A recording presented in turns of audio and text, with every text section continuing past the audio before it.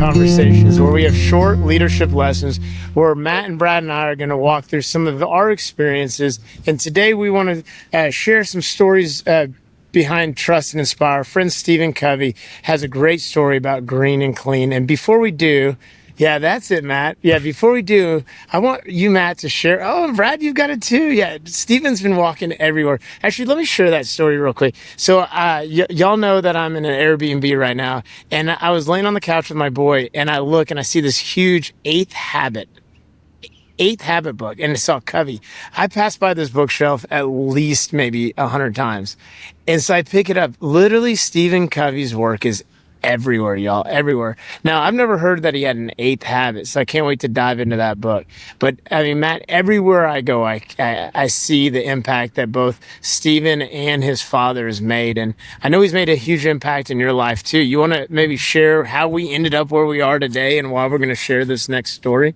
Well, I will tell you, in the last 2 years of knowing Stephen and David, I've really have come to realize that I'm just not a very trust and inspire kind of guy. So maybe that's why it hit home with me so much, because I have a hard time trusting and extending that trust and trusting. I also never understood what smart trust was until just in the last probably 4 months, where we as a company have been betrayed by several people in the industry that I thought were our friends in the industry, but I have to trust that they're not out for ill will. They just don't know any better, and understand that that's just not that's not the kind of trust and inspire people I want to be around. So I have to distance myself. And I think that's part of the lesson of growing in this world of trust and inspiring, and trying to really figure out who your circle is, and who are the people that you put in there, and to trust them, and for them to trust you.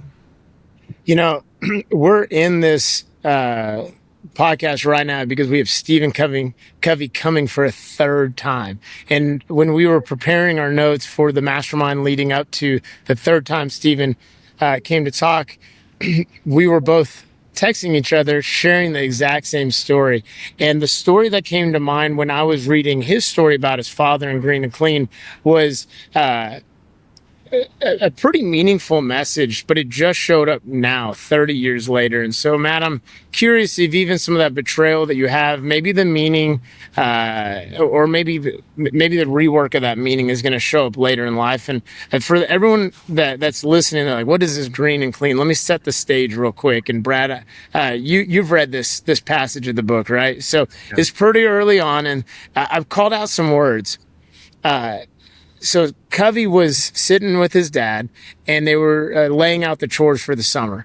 And Stephen's dad said, "Hey, who here wants to cut the grass and maintain the grass?"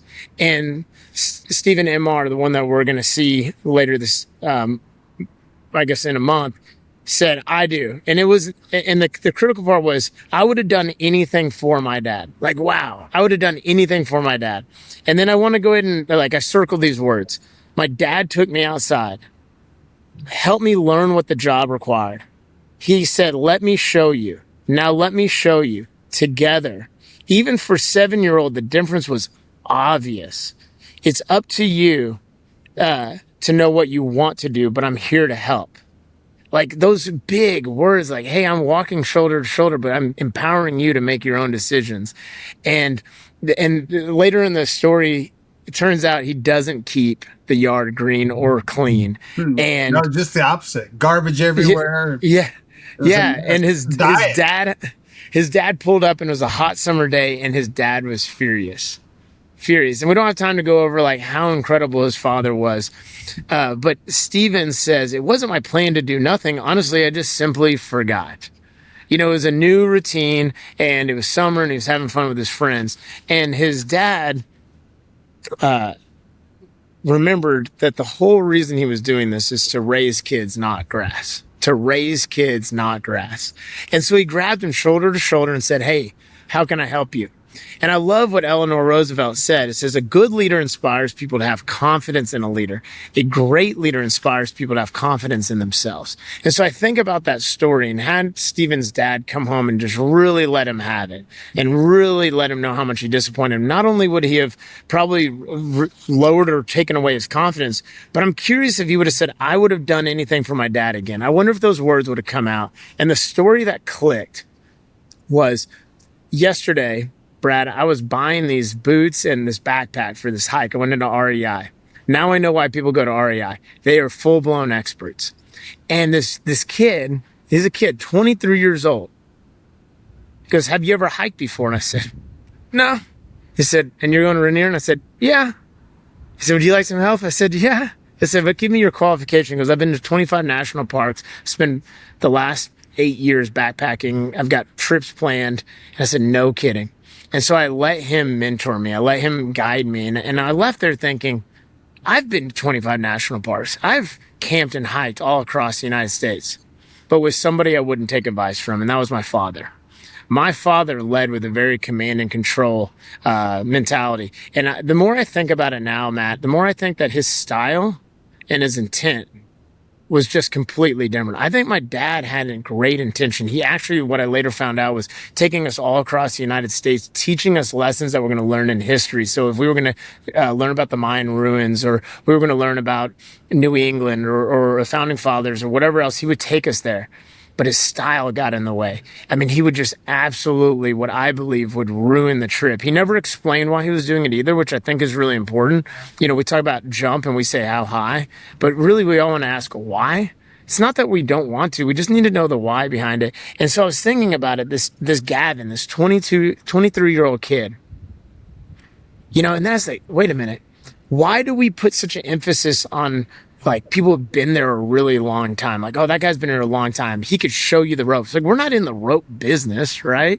And so it was the authority that Gavin had, and that the confidence he had, and his willingness to share. And so I just think about that. Now, the cool part of this, that Matt, when I was reflecting back, was Jenny. She's my stepmom. And for those who don't know, my stepmom's only a couple years older than me, and she worked her tail off.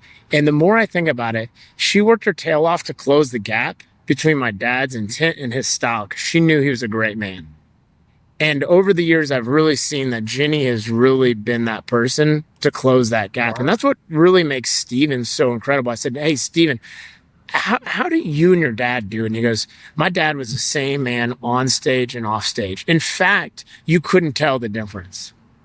And so I want to give my dad some grace, because I just think that his style got in the way of his intent. And he too wanted to help me be raised instead of raising grass. But he always just made me feel like I was not enough until Jenny came into the picture. And so that was a story that popped in, and he's going to be somebody I'm going to talk to about my Rainier hike over the next 60 days and give him an opportunity to share his experience. And now that his intent and style are closer together, I'm better equipped to navigate those conversations. So anyways, I just thought I would share that story because it really popped out.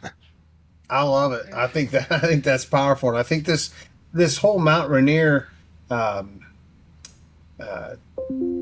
adventure that you're on has really given you the opportunity to test yourself and to be consistent and to do what every great leader needs to do, and that's to practice, work out, be consistent. All those things are part of the leadership qualities that great leaders need to do. So congratulations for you, and to look back on this whole thing. And now, Brad, are you doing the trip with him?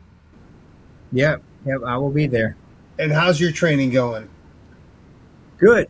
It's going good. It's been surprising, some of the things, pushing up against some challenges, unexpected weak spots.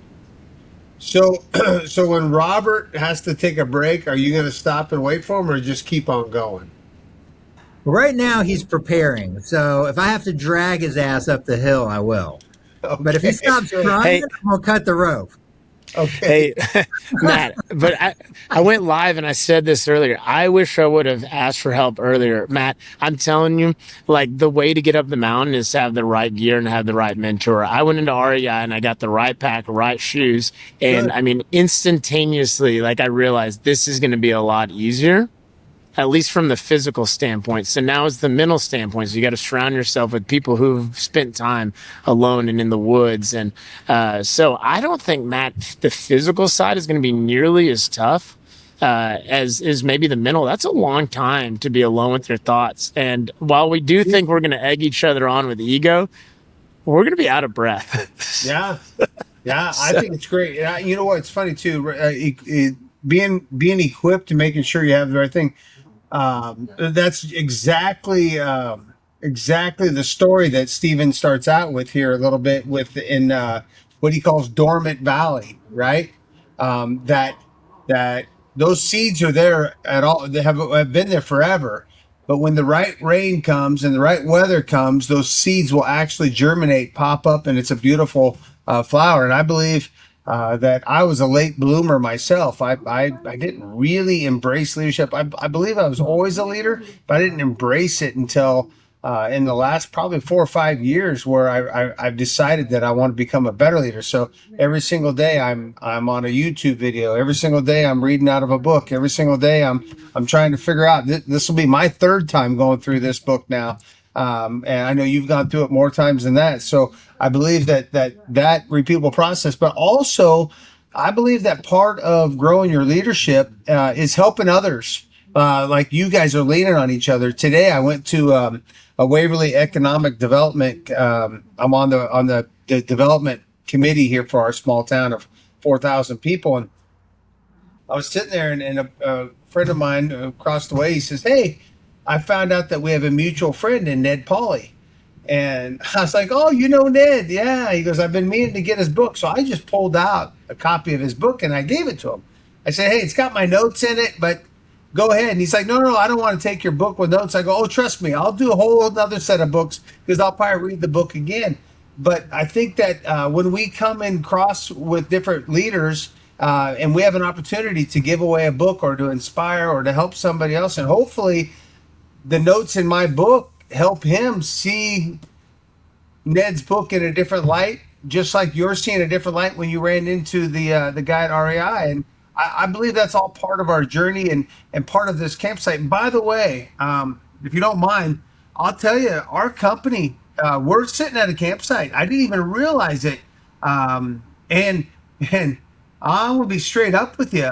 I've had to spend a lot of time stoking the fire and doing some serious talks around the campfire before we get ready to go to the next summit, because we were a hot mess and wore out and tired, and we weren't hitting on all cylinders. And to be honest with you, and I've struggled with this, Robert and Brad,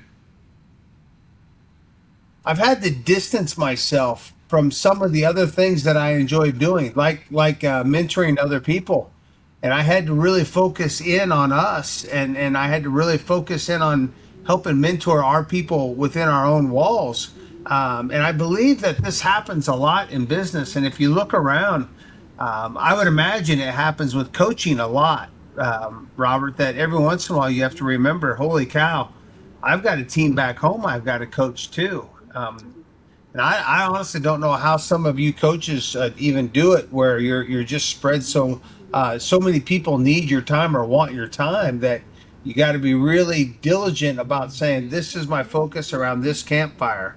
Now this, you might be able to walk away from this one and go over and join another one at the same summit. I don't know how that works, but I will tell you that I've had to break a couple commitments with people and say, no, I need to focus right now on our team and our campfire. Yeah, Matt, I love how you said that. I mean, earlier on when I was coaching, I realized I couldn't grow Purple Coaching until I grew other people in my organization, and I've equipped them or helped them understand that, hey, you are the mentor to the mentorees, right? And so like I've had to really lean in, but I've had to get even more clear with my vision and mission, and probably even more so, I've needed to put other people's fingerprints on the blueprint to significance and success. I've had to really make sure that the vision aligns with what they want so I can step out. And like when you were talking about sitting at that campsite and going back to Death Valley, if you were to go pick the couple flowers, the scarce flowers from Death Valley on the years that you don't get a full bloom, you would be exhausted trying to find a full bouquet. But if you were to wait for the right time, and you pick all the flowers, it would come so much easier. It'd be so much more vibrant, and everybody would be able to use the energy for that. Everybody would have tons of bouquets, right? You reap what you sow. And so I think about like Death Valley and even with the lift that you're going through. And anytime something feels like it needs your attention, I definitely always zoom out and say, is this going to matter in 3 years? And in your particular case, man, you experienced so much growth so quickly. I love that about you. That it required you to lean back in, and you've got a bunch of young leaders. And I love the story about how you want to make 12 millionaires and the urgency to help people get to that. And so, Matt, I would do exactly what you're doing. But it's interesting. That's why we share these stories, because I'm preparing my team. It's like, hey, when we grow to that size, we need to be prepared. You guys need to be the mentor. I will not be able to step in the way that Matt is, because I'm going to the next thing. And so your stories really help me understand that it's critical. Everyone's got to find their person they're leading. Yeah, it's been extremely difficult, and I've had to, well, Brad, as I've talked with you about, I've had to make some really tough decisions. Because ultimately we can't help others if we're not healthy ourselves. And that too takes time. Brad, you probably read The Green and Clean and the Death Valley and everything like that. I mean, it takes time for the Death Valley to take its course, to bloom this prosperous bloom. It takes time for somebody to gain a routine and to go shoulder to shoulder. I mean, like what does that mean to you, those stories? Like what clicked in your mind when you heard those stories? Man, at the risk of like taking us down a notch, when you did one of these masterminds, I don't know, last year, and my dad, who works with me in Highline, jumped on there, and we went through the Green and Clean story, and I was chatting with him later. I was real curious what he thought of the whole thing, and what kind of idiot would make their 7-year-old in charge of their yard? And I thought, wow, that describes so much of how I was taught as a child. Wow, that's awesome. You know, and not to fault my dad. My dad's been a huge inspiration to me, but there's a lot to be said for it. And I think I read a story like that. Like, how freaking cool was that? The way that he dealt with his son, and maybe more so, I have an 8-year-old son. I have some growing to do to be able to have that type of interaction. It's real easy for me to slip back into, command and control when it's not going the way that I think it should go. So I think more self-reflective when I saw it, but I did get a kick when my dad. That was his takeaway from the story. So I thought, oh, okay. I think our world worries about the wrong things. Raise children, not grass. Yeah. And sometimes it just takes a little bit of time to see a desert turn into just a bouquet of flowers. Now, I did talk to Jared Twist, and he said the desert's just as pretty. You just got to look for it. And so true. I think that everyone's in different seasons and campsites, and you just got to embrace where you are. And so, Matt, I appreciate you sharing everything that you guys are going through. And if everyone knows your story, I mean, you guys had exponential growth, and you prepared for it the best you could, but you didn't prepare for COVID. You didn't prepare for AI, because those are just things you don't know. But what you can prepare for is culture. And that's what I've like when you read this Trust and Inspire, it all boils down to like your competitive advantage is going to be your culture. Yeah. And so I can't wait to go into this book, because when you can hire people across the United States and more people can work where they want to, when they want to, wear what they want to, and how they want to, Your culture is going to be the only thing that attracts somebody. I was doing some research for our mastermind, Matt, to kind of tie and wrap this all up. In 2000, we had under 10% of the workforce as freelancers. It's 2026 right now, and we have 42% of the workforce as freelancers. And I would argue that's because those people have never worked for somebody that they love to work with. And so I believe that people just started creating their own environments because they never got into one that they wanted. And if we lived in a trust and inspire environment, I think we'd be less inclined in doing our own thing instead of leaning in, doing things as a team. And so, I mean, those are alarming numbers to show that your culture cures nearly everything. And so, Matt, that's why I'm confident that this is just a season or a campsite, and all valleys and peaks are together. So, hey, y'all, if you guys want to go through life together, if you want to walk shoulder to shoulder with us, if you have questions or you want to jump on here and share your story that maybe would inspire somebody else, definitely reach out, like, subscribe, and share. Until next time, we'll see y'all. Campfire Conversations.